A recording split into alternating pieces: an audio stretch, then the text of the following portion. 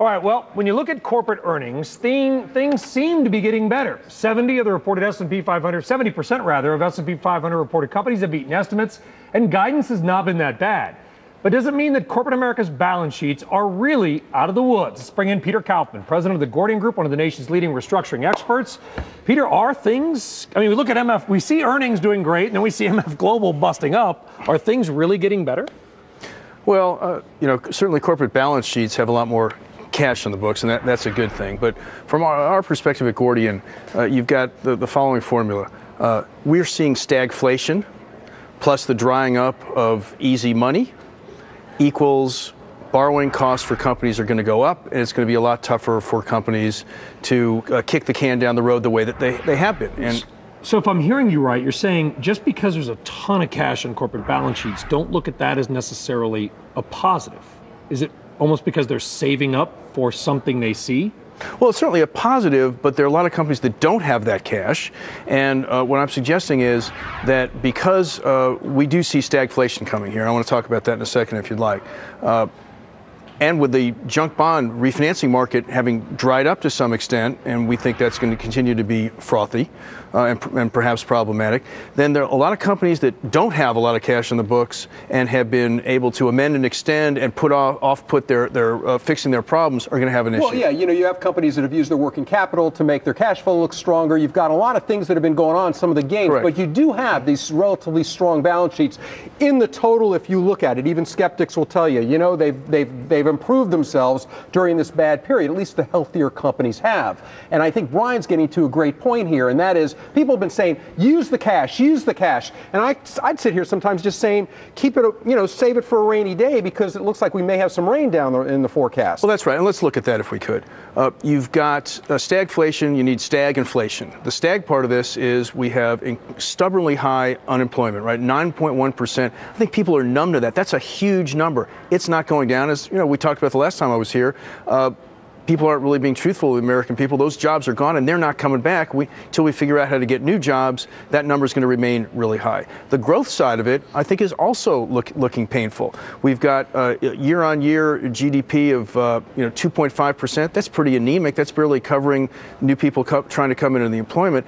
And if you look at last September, year-on-year, as of September, it was 3.5%. This year, it was 1.6%. So that's the stag side of it. High growth plus low growth, slow growth plus high unemployment. That's not good. And then on the inflation side of it, look at September 11 versus September 10. A year ago, inflation 1.1%. This September, 3.9%. Yeah, everybody at this table seems to know that except for the people around the Fed. Stick around, Peter. Don't go away. I want to do something else. I want to bring you back because I want to get a comment, if I can, on MF Global and something else. Sure. Well, speaking of balance sheets, despite all the outrage over income inequality in America, the line item for corporate compensation remains in the stratosphere. Consider two pieces of news today. In one of the biggest paydays in recent memory, Neighbors Industries outgoing CEO Eugene Eisenberg is getting a $100 million payday for leaving the CEO job. But he's not leaving. He is staying on as chairman of the company. It's a severance without a severance. Worse, documents show his payout actually could have been above $200 million. And at least Neighbors isn't a bankrupt company. SEC filings show MF Global CEO John Corzine could still get a payday of about $12 million. Here's the thing. Yeah.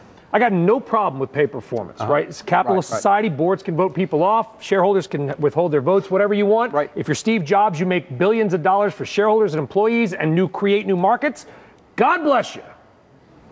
But Neighbors stock has been where it was back in 2000. Same level as 11 years Neighbors ago. And MF Global is bankrupt. Well, look, I spent my time today on Neighbors. And Neighbors, of course, has underperformed the S&P 500 for the 1, 2, and 5 year periods. And you go back to 2000, it's just sort of where it was. They'll say, well, we doubled from 1991. They could say that from 91 until now, it's a double. You and I agree that you can fire the board. You can fire the board's responsibilities to do all this. And my first thing is, where was this? Was everybody surprised? Guess what? This is the prospectus. Comes out once a year in the SEC filings. And in the SEC filings, my goodness, page 28, what does it say? Oh, there. Eugene Eisenberg has this potential payment upon termination. They spell it out for you. And not only do they spell it out for you, if you go back 5 or 6 years, he could have been paid $300 million. But isn't this a guy that's already been paid about $100 million. His total compensation. It is comp already. This is on top. So this is on top of that. His total compensation, just not salary, but his total compensation past 3 years, if you look at it, totals up to around $100 million. He's been getting great total compensation. He's in the oil patch. That's what you would expect to see in some of that.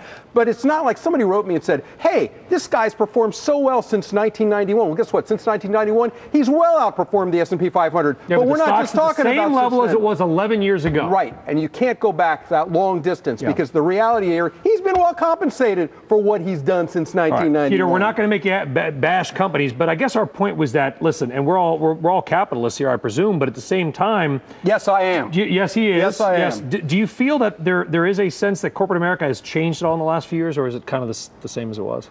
Well, I think that what you've seen in the overall economy and what's going on in this country, the confluence of politics and the financial markets and the haves and the have-nots, and the fact that there are two economies, right? There's the luxury economy, the luxury retailers, they're doing great. The super discounters, they're doing great. It's the ones in the middle that are getting squeezed. That's a lot of them. Well, that's exactly right. That's the point. But that's right. And so the public sees stories like we just talked about and goes insane. As they should. They're livid. They're livid about it. I get it. Do you think corporate America will change, will wake up? Do you think they're hearing anything or no? Will they change? Only if they must. Well said. Peter Kaufman, thank you for rolling with that, buddy. We'll see you again soon. Thanks. We'll pay, the economy, and jobs, stuff that we just talked about.